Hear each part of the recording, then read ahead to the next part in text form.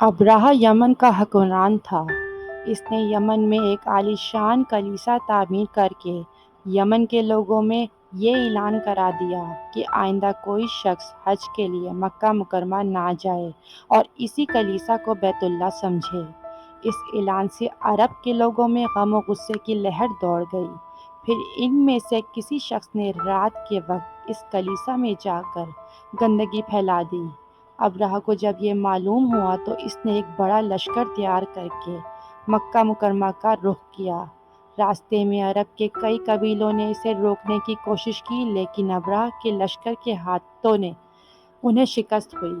آخر کار یہ لشکر مکہ مکرمہ کے قریب ایک جگہ پہنچ گیا۔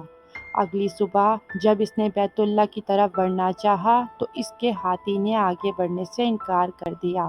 اسی وقت اس کی طرف سے عجیب و غریب قسم کے پرندوں کا غول آیا اور لشکر پر چھا گیا۔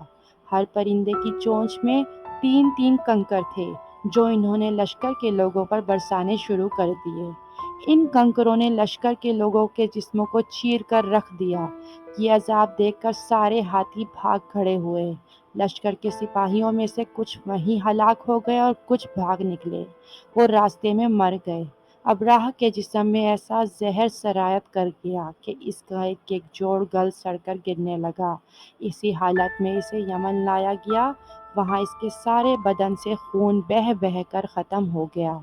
اس کی موت سب سے زیادہ عبرتناک ہوئی۔ اس کے 2 ہاتھی بان مکہ مکرمہ میں رہ گئے تھے جو اب پہاڑ اور اندھے ہو گئے۔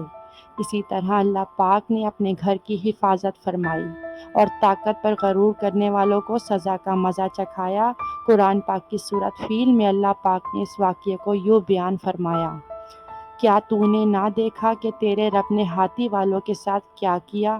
کیا ان کے مکر کو بیکار نہیں کر دیا اور ان پر پرندوں کے جھنڈ بھیج دیے جو انہیں مٹی اور پتھر کی کنکریاں مار رہے تھے، بس انہیں کھائے ہوئے بھوسے کی طرح کر دیا۔